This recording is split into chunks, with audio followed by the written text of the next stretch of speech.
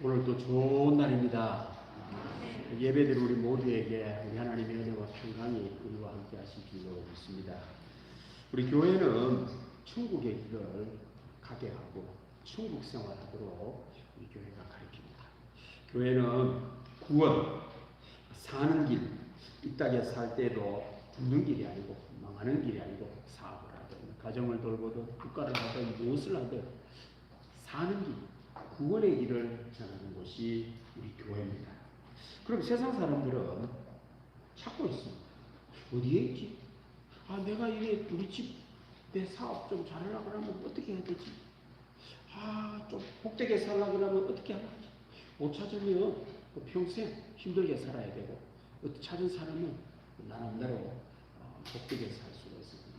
교회는 전하는 곳, 있기에 전하는 곳이고, 세상은 찾고 있다는 것입니다. 과연 그럴까요? 문학으로 복음을 현대인들에게 전하는 복음 변증가 C.S. 루이스가 천국과 지옥의 이혼이라고 하는 유명한 판타지 소설을 만들었습니다.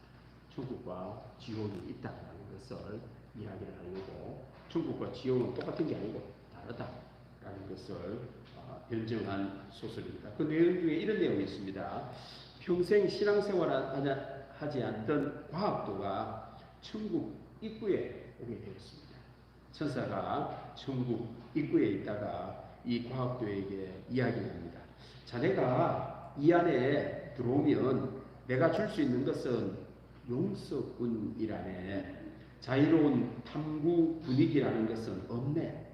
내가 자네를 데려가려는 곳은 질문의 땅이 아니라 해답의 땅이니까. 그리고 그곳에서 자넨 하나님의 얼굴을 보게 될 거야 라고 이야기합니다.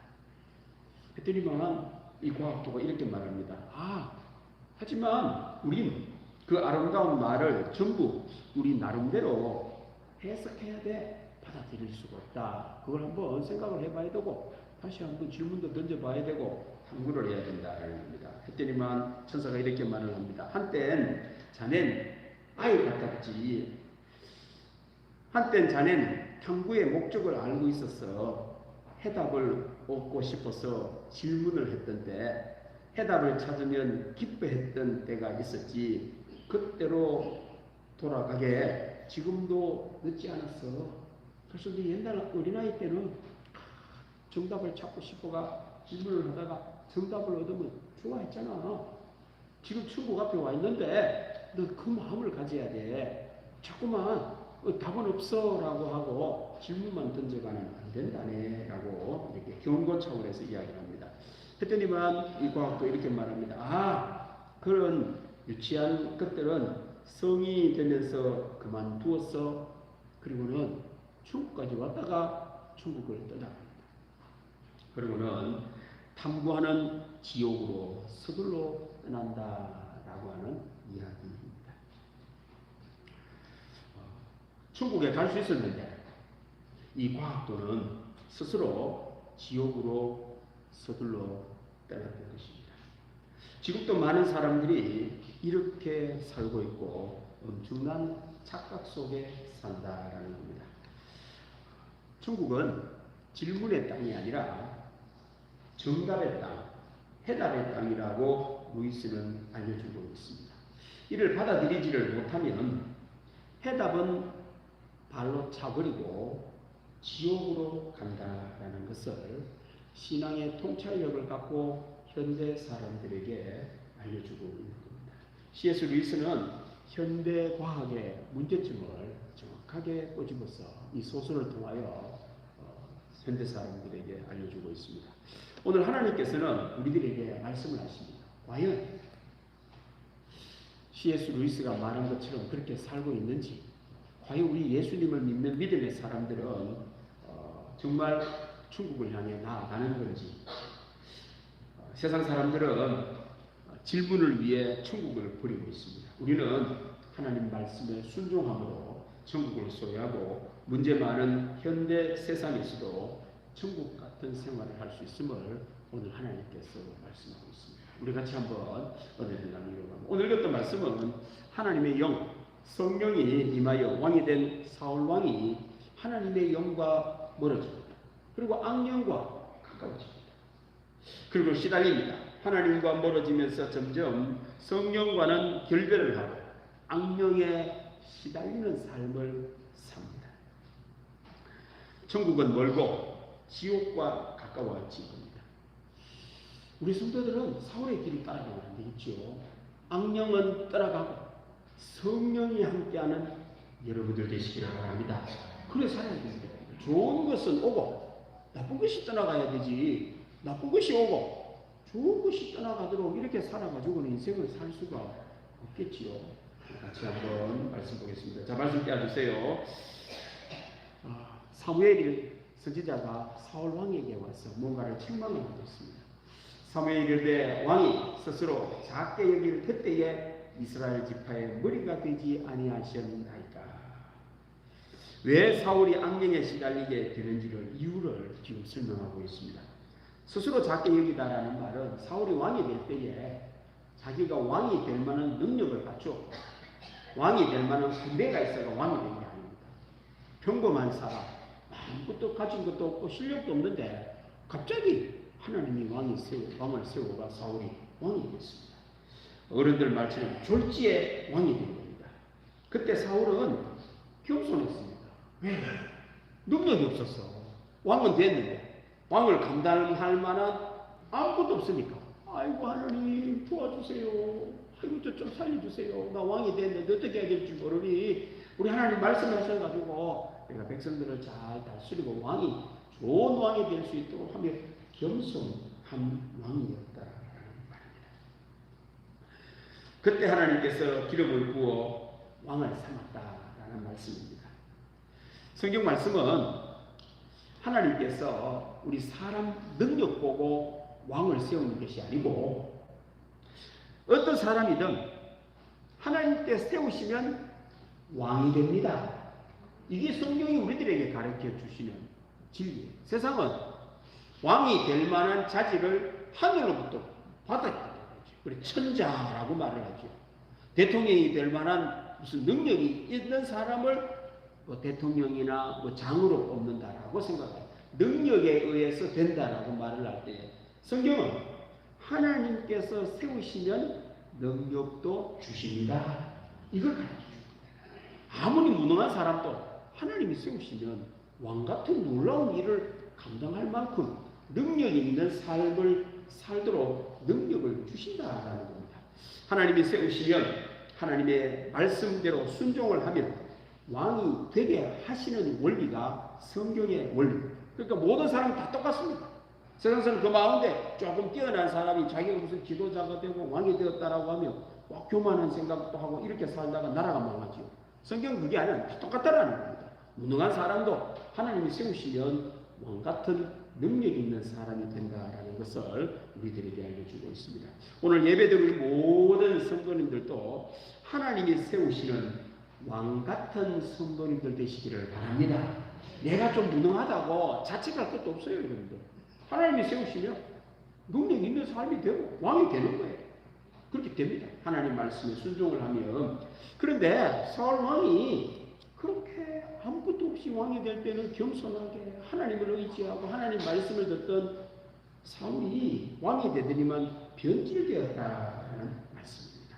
하나님께서 필요에 의해서 말씀을 하시고 명령을 하십니다. 오늘 말씀 보시면은 스스로 작게 여길 그때 이스라엘 지파의 머리가 되지 아니하셨나이까. 여호와께서 왕에게 기름을 부어 이스라엘 왕을 삼으시고 또 여호와께서 왕을 길로 보내시며 이르시기를 가서 죄인 아말렉 사람을 진멸하되 다 없어지기까지 치라 하시기를. 하나님께서 사울에게 한 명령을 내렸는데 아말렉 족속을 진멸, 한 사람도 남기지 말고 모든 사람을 다 죽이라라고 명령하셨다는 거예요.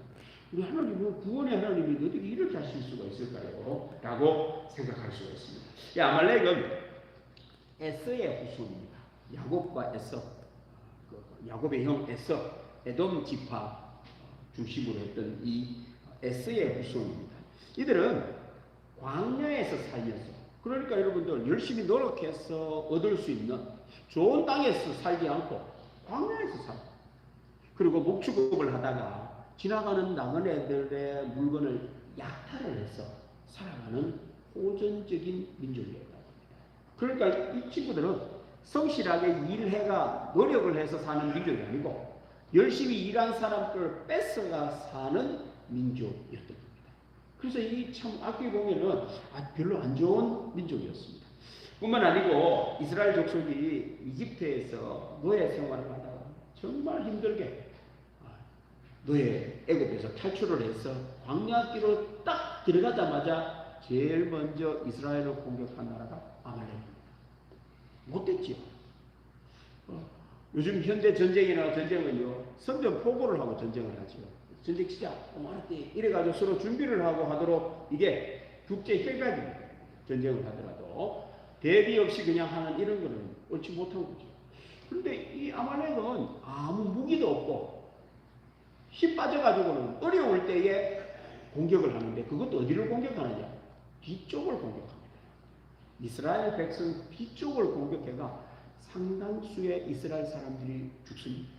빼앗기고 아주 못된 악질적인 그런 민족이었던 겁니다. 출애굽기 17장에 보면은 아말렉이 또 쳐들어옵니다. 그래서 모세가 손을 들면 전쟁에서 이기고 모세가 손을 내리면 지는 이상한 전쟁이 벌어지죠.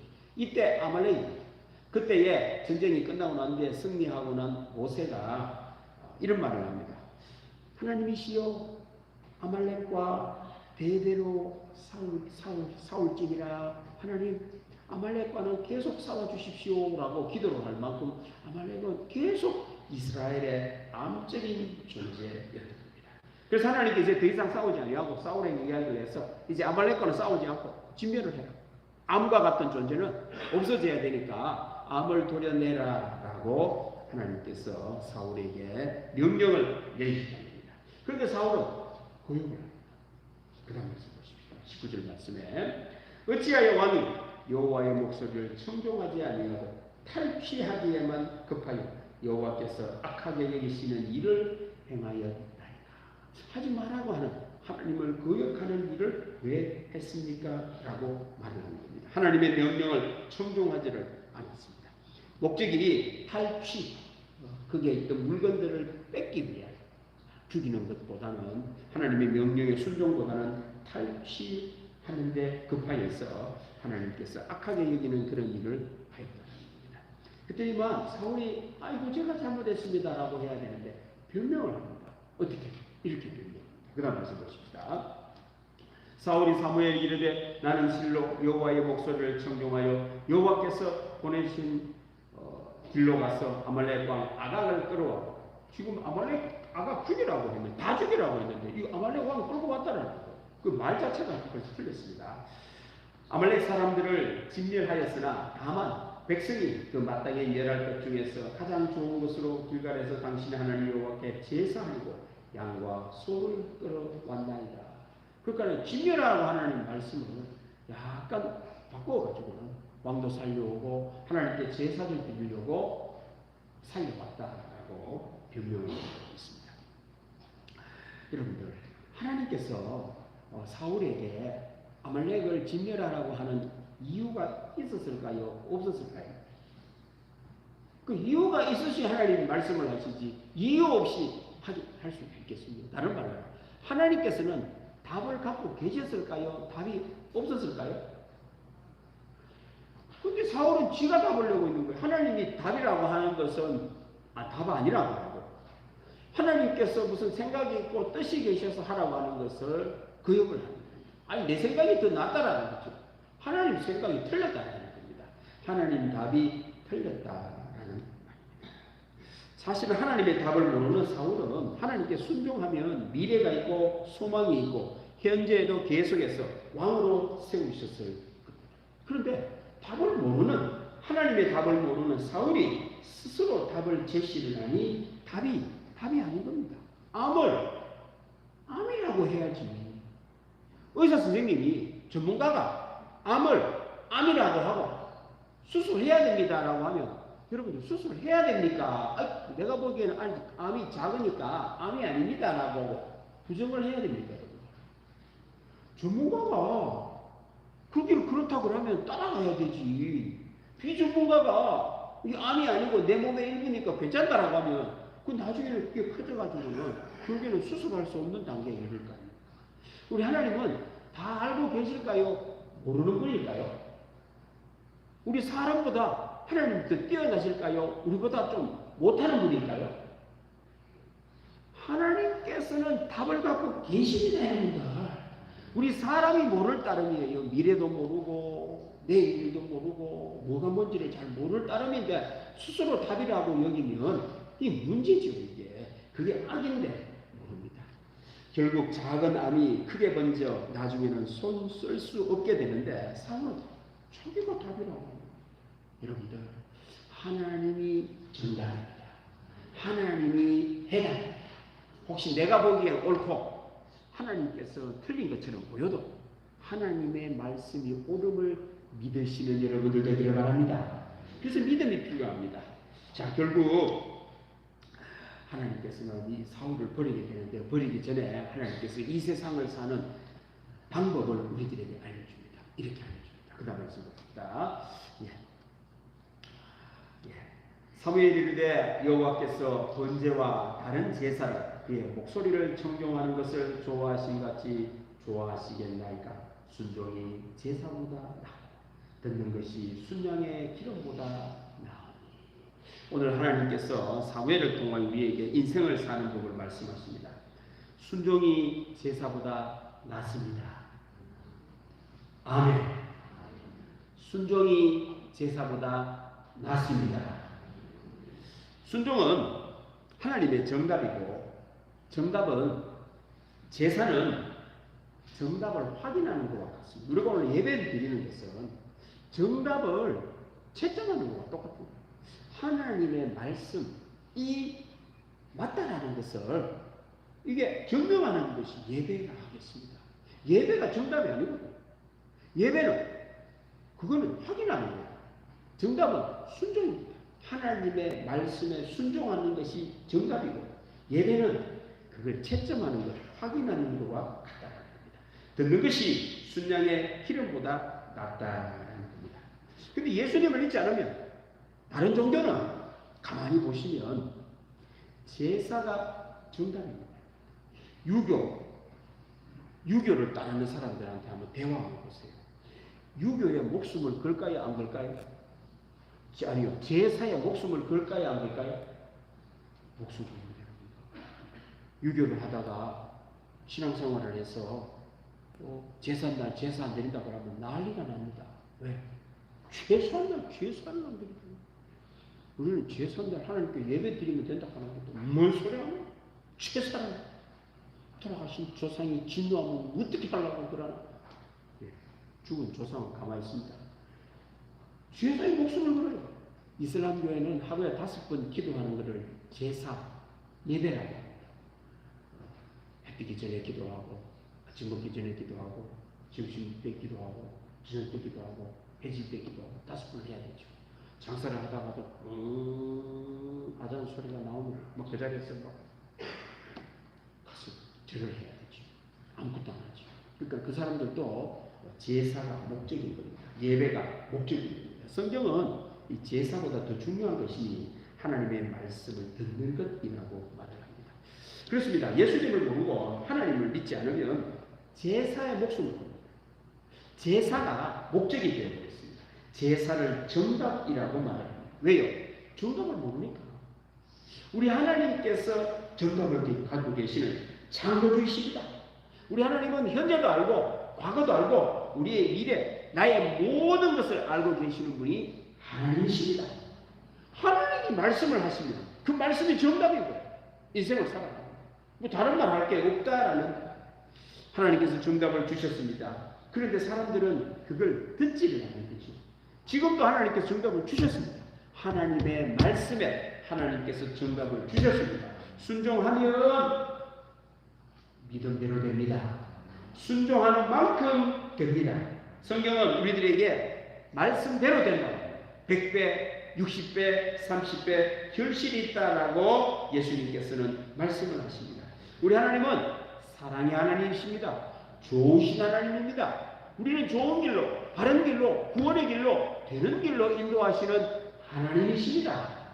그분이 말씀을 하시는데 우리를 죽게 만들겠어요? 우리를 잘못되게 하겠습니까? 우리를 안 되게 하겠습니까? 그럴 리가 있습니까? 우리 하나님 좋으신 하나님인데 무슨 말을 하더라도 다 우리를 위한 거고 나를 위한 거고 나 살리기 위한 것인데 그렇습니다. 예수님 하나님의 말씀이 정답입니다. 하나님의 말씀은 현세에서도 정답이고 오는 세대에서도 정답입니다. 그래서 예수님께서 이 땅에 사람의 몸으로 입고 오실 때에 말씀으로 오셨습니다. 예수님은 말씀으로 오셨습니다. 그리고 예수님은 구약의 율법의 완성자로 오셨습니다. 사람들은 하나님의 말씀을 왜곡해서 자꾸만 이용을 하려고 하니 예수님께서 그걸 완성을 하러 오셨습니다. 예수님은 하나님의 말씀의 완성자이십니다. 그렇습니다. 말씀이 정답이다라는 그 말씀입니다. 순종을 하지 않으면 어떤 일이 벌어지느냐? 하나님의 정답을 내팽개치는 것과 같다. 그 우상숭배라고 오늘 이야기합니다. 그 다음에 보십시다. 아니요, 나보세요. 23절. 이는 거역하는 것, 하나님의 말씀을 거역하는 것은 점치는 죄와 같다. 여러분들, 정답을 모르면 하나님의 말씀을 거역하면 정답 없습니다. 인생을 사는 모든 사람부터 인생을 살아가는데 정답이 없어요. 그러니까 뭐 할까요? 그래, 점을 치지요. 점을 쳐가지고 혹시 되는 게 뭔지를 알아보려고 미리 알아보려고 그렇게 합니다. 그 말은 점을 친다라는 말은 정답을 모른다라는 겁니다. 여러분들 학교에 애들이 정답을 모르면 찍지요. 옛날에는 연필도 굴리죠. 답은 쓰고 싶은데 1, 2, 3, 4 중에 모르니까 이 연필 1, 2, 3, 4 저가 뚜루루 끌려가지고 그 다음 쓰지. 모르니까 점을 치는 거지요. 그렇지 않습니까, 여러분들? 갈 길을 모르면 침을 이렇게 뱉으면 어떻게 합니까? 알면은 왜 그러겠어요? 모르니까 그러는 거지. 점을 친다라는 말 자체가 인생을 살아가는데 모른다 이 말입니다. 길을 모른단 말입니다. 정답을 모른다라는 그 말입니다. 하나님의 말씀을 모르면 점을 칩니다. 지금도 현대사회를 사는데 이 과학의 시대에 얼마나 점이 발달했는지 모릅니다. 여러분들 스포츠 신문 제가 보는 일간신문 매일매일 점이 나옵니다. 이별로 글을 적어놨어요. 왜 그런지 이해가 안 돼. 이제 이해는 되죠. 왜? 성경 말씀을 모르니까 그걸 쳐다보고 앉아가 그 하루 운세 보지. 그게 됩니까, 여러분들? 바보 같은 사람들. 의지할 데 없으니까 그거라도 의지해 보려고 그러는 겁니다. 우리나라의 인터넷에 요즘에는 점도 국가에 등록을 해야 된다고 합니다. 아무나 점 치면 불법이라고 합니다. 그래서 뭐 토지 거래를 하는 부동산 이것도 시험을 제가 합격을 하듯이 점 치는 것도 국가에 등록을 해야 된다고 합니다. 그 협회에서 인정해주는 자격증을 따야 된다고 합니다. 물론 어렵지는 않고 거기에서 원하는 걸 배워가 하면은 그 사람들이 인정을 해주게 국가에 등록을 하면 그 사람 이제는 점쟁이로 인정을 해준다. 얼마 있을까요? 기가 막힙니다. 우리 교단, 우리 통합적 교단 목사님 수가 5만 명 정도 된다고 합니다. 합동축도 5만 명이고 조금 작은 군소교단들 합치면 뭐 2만 명도 있고 뭐 1만 명도 있고 다 합치면 우리 교단의 목사님들 한 20만 명이 별로 안 된다고 합니다. 그럼 국가에서 등록된 정치는 사람은 몇만 명이 되냐? 87만 명이다. 기가 막히게 인터넷에 개설한 사람들 다 그 국가에 등록되어 있어요. 와, 이거 말도 안 되는 일입니까 이거 지금? 그런데 그만큼 왜 있을까요? 돈 되니까 있겠지. 돈 되니까 있겠지. 어떤 사람이 얼빠진 사람이 어디가가 뭐 1,000원 내고 하고 뭐 이러겠지요. 가만 앉아가지고 뭐 인터넷으로 요즘 하면 되니까. 이야, 참 기막힌 일들이 벌어지고 있죠. 정답을 모르면 이런 일들이 벌어집니다. 거짓, 우상 숭배를 한다. 자, 그 다음 말씀 보십시다. 자, 그 다음 앞에 놔두세요. 앞에 내세요. 자, 첫 번째 정신이라고 했습니다. 두 번째, 하나님의 말씀 정답을 모르면 사신 우상에게 절하는 죄와 같다. 정답을 줄 수 없는 것에 굴복을 하고 정답을 줄 수 없는 것을 숭배한다라는 말입니다. 헛된 것에 땀 흘리고 헛된 것에 노력하고 헛된 것에 돈을 낭비를 하는 이중으로 낭비하고 자기가 하고 싶은데 돈 다 쓰지요. 헛된 이런 데다가 우상에다가 돈을 던지고 이런 헛된 짓을 지난번에 뉴스에 보니 유명하다고 하는 데 있지 않습니까? 그것을 로마의 뭐 분수대 전부 다 동전을 던진다고. 근데 동전의 양이 어느 곳에 어마어마해가지고 키로수로 하면 몇 톤이 나온다고 합니다. 그 처리하는데 골치 아프다고 해요. 세계적인 돈들이 다 들어와가지고 우리나라도 10짜리 있고 100짜리 던지고 막 그러겠죠. 얼빠진 사람 많아요. 여러분들이 그 던지지 마세요. 그냥 사탕 하나 사 먹었어요. 헛된데 그런데 돈을 투자를 하니 그게 돈이 이중으로 나가니 빚을 줄 수밖에 없죠. 헛된 데다가 숭배를 하고 더 어려워지죠. 또 답이 없는데 그런 짓을 하면 안 되지. 한번 거기 빠지면은 계속됩니다. 또 현대과학 그렇습니다. 우상의 개체를 합니다. 과학을 숭배한다. 과학은 숭배의 대상이 아니죠. 이용을 하잖아요. 과학 생각을 하면 될 일이지. 과학을 숭배할 게 뭐 있어요? 쓸데없는 짓은 정답을 모르면 과학을 숭배해야 합니다. 과학의 특징은 질문을 하는 겁니다. 과학은 지금도 말을 합니다. 자기들은 답을 찾고 있다라고 말을 합니다. 계속 질문만 하는 곳이 과학입니다. 과학은 정답 주는 거 아닙니다. 질문만 하는 것이다. 알겠습니다. 지금 뭐 과학은 답은 없고 답은 모르고 답을 찾고 있다라고 말을 합니다. 그래서 여러분들 사람이 왜 삽니까? 라고 과학자한테 물어보세요. 답을 줄 수 있는지. 우리 사람 왜 죽어야 되지요? 라고 물어보세요. 답을 주는지. 왜 내가 어렵습니까? 사람은 왜 이렇게 힘들게 살아야 돼요? 라고 물어보세요. 그 사람 뭐라고 대답하는지. 답을 못 주는 거예요. 진리가 뭡니까? 라고 물어보세요. 답을 못 줍니다. 왜? 찾고 있다고 그러는 거예요. 답을 찾고 있다. 그래서 과학은 물어보면 뭐라고 말을 하냐면은 답을 찾고 있는 곳, 찾는 그런 학문이 과학. 질문을 하고 노력하는 것이 과학이라고 합니다. 그리고는 질문하는 것이 인생이라고 말합니다. 여러분들 속으면 안 돼요. 과학도들에게 속으면 안 됩니다. 질문하는 것이 인생이 아닙니다. 하나님께서는 정답을 주셨습니다. 어디에? 말씀에 주셨어요. 들으면 순종하면 말씀대로 됩니다. 말씀은 약속입니다. 과학이 아무리 뛰어난다고 해가 여러분들 그 물어보세요. 그거 질문만 되지 답이 없다니까요. 그걸 숭배를 하고 있습니다. 하나님께서는 답입니다. 예수님이 말씀의 정답 완성되었습니다. 서론에서 C.S. 루이스는 그것을 알았던 것입니다. 과학도는 천국 앞에서 들어가지를 않습니다. 나는 탐구하는 지옥으로 가겠다라고 하고 천국이 앞에 있는데도 놔두고 하나님의 말씀이 정답이 있는데도 불구하고 놔두고 지옥으로 향해 가는 것이 사람들입니다. 여러분들 과학을 따를래요? 하나님의 말씀을 따르실랍니까? 과학을 믿으실래요? 예수님을 믿으실랍니까? 정답을 믿으렵니까? 질문을 믿으렵니까? 이제 결론을 내리는 겁니다. 왜 이런 사울이 이런 삶을 사느냐? 그 다음에 보십시다. 24절에 사울이 사무엘에 이르되 내가 범죄하였나이다. 내가 여호와의 명령과 당신의 말씀을 어긴 것은 내가 백성을 두려워하여 그들의 말을 충동하였음입니다. 하나님을 두려워해야 되죠. 왜 사람을 두려워합니까? 하나님의 말씀이 정답입니다.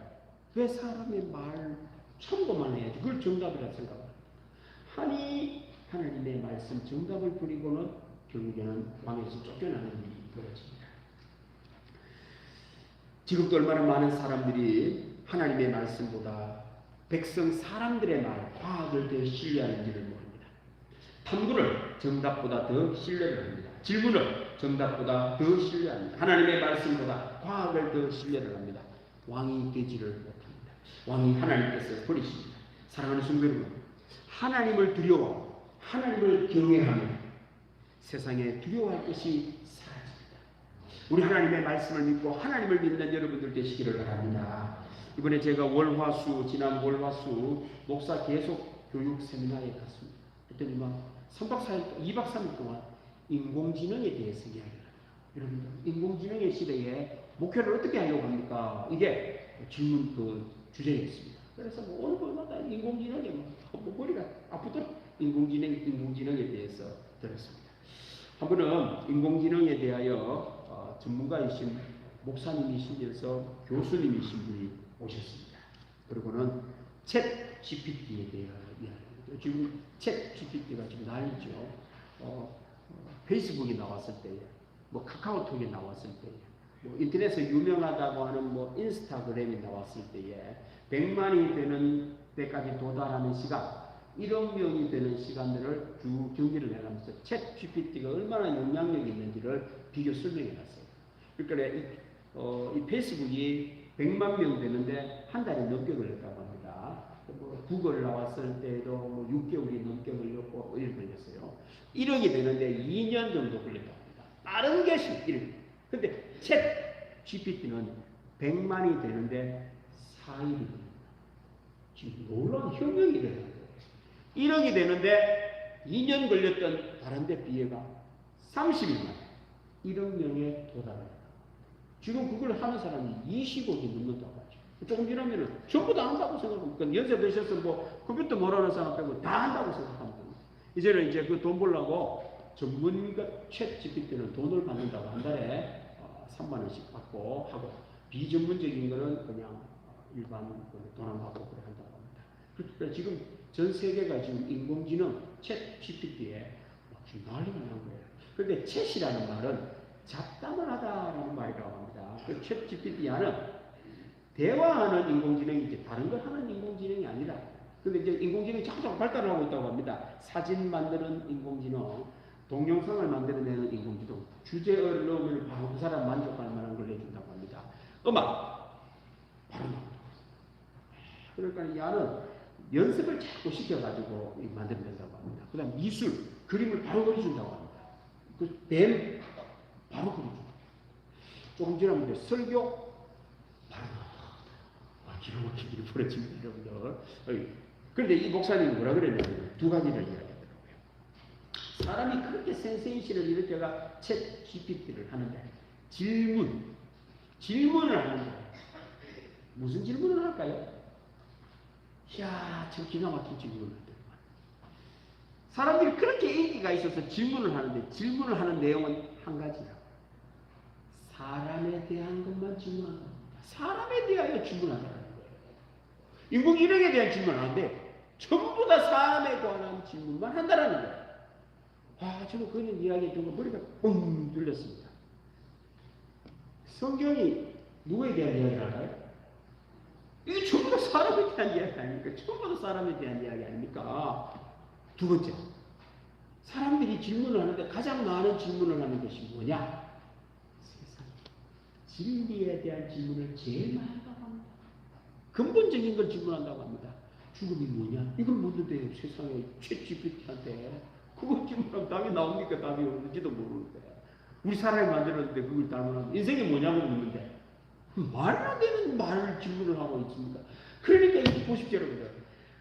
하나님이 정답입니다. 이걸 부정을 하고 하나님을 믿지 않는 누구를 숭배하고 있을까요? 챗 GPT를 숭배를 하고 있는 걸 지금 헛된 데다 시간을 보고 있는 거죠. 정답이 아니란 그래서 여러분들 정답을 정확하게 질문을 하면 답이 올바른 답이 나오는데 질문이 틀리면은 양이 틀린 답을 준다고 합니다. 그 지난번 나왔죠. 세종대왕이 애플 이 노트북 던진 사건에 대해 이야기해줘. 그렇게 질문을 했어요. 누가 질문을 하는데 그 애플의 그 노트북은 현대 이야기로 우리 세종대왕님은 15세기 세종대왕인데 세종대왕이 화가 나가지고 애플의 노트북을 던진 것에 대하여 대답해줘. 이렇게 질문했더니 양 뭐라 그런지 아십니까? 세종대왕이 훈민정음을 하려고 만들려고 하다가 스트레스를 많이 받다가 풀 데가 없어가지고 그걸 들고 적단하다 이렇게 답을 해요. 말도 안 되는 답을 지금 하고 있다. 두려워할 게 없다는 거죠. 그 목사님은 두려워할 게 없다는 겁니다. 맞죠? 하나님을 두려워하면 세상에 두려워할 것도 없습니다. 하나님을 정답을 부인을 하니 엉뚱한 데 가서 답을 구하니 답이 됩니까, 여러분들? 답이 없어요. 안 되는 답을. 그거 사람들이 목숨을 걸고 있다니까요. 여러분들 두려워할 거 없습니다. 여러분들 우리는 하나님의 말씀에 순종하는 여러분들 되기를 바랍니다. 이제 미래에는 어떤 시대가 되느냐? 질문의 시대가 됩니다. 내가 어떤 질문하느냐에 따라 어떤 답을. 근데 질문할 거 없어요. 우리는 질문하지 말고 뭐 하면 될까요? 순종하면 됩니다. 어디에? 여러분들의 미래는 말씀대로 됩니다. 약속이기 때문에 그렇습니다. 100% 됩니다. 우리 아이들도 미래에 자꾸 그 GPT는 참고하고 성경 말씀이고, 지난번에 말씀드린 미국에 유명하다고 하는 이 인공지능이라든지 이런 IT 업계의 그 회장님 아들은 15살 될 때까지 휴대폰을 안 뜬다고 합니다. 컴퓨터를 못 쓰게 한다. 말이 되는 이야기 아닙니까? 컴퓨터를 잘하려고 하면 인문학을 잘해야 된다고 합니다. 사람에 대하여 모르고 컴퓨터를 해봐야 필요가 없다는 거예요. 그래서 15세까지 휴대폰 안 하고 컴퓨터 안 하고 글을 읽힌다고 합니다. 고전을 읽히고 그러고는 글로 쓴다고 합니다. 저들은 타자치게 만들어 놓고 저가 글을 써요. 이 말도 안 되는 이야기를 하고 있잖아요.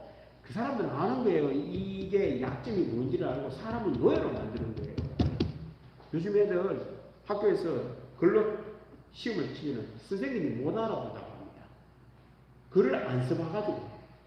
글을 쓰는데 기억은 따마이 쓰고 모음은 쭉 붙여가고 뭔지를 못 알아본대. 선생님이 스트레스를 받는데. 여러분들 이 머리가 글 쓰는 머리하고 타자 치는 머리가 다르다고 합니다. 이제 화면을 보고 익힌 머리하고 글을 갖고 익힌 머리가 내 발달이 다르답니다. 여러분들 미래에 가면 갈수록 이제는 어떤 시대가 오느냐? 영의 시대가 옵니다. 말씀의 시대가 옵니다. 두려워할 거 없습니다. 순종하면 말씀대로 됩니다. 기도하겠습니다. 하나님 아버지 감사합니다. 오늘도 우리들에게 오셔서 말씀해 주시니 감사합니다. 순종이 제사보다 낫고 하나님의 말씀이 세상의 그 어떤 것보다도 나은 걸 알려주시니 감사합니다. 우리 동문에 속한 믿음의 교우들은 말씀대로 이루어짐을 경험하고 사는 부들 되게 하여 주옵소서. 감사드리며 예수님의 이름으로 기도드립니다. 아멘. 192장 찬양하겠습니다.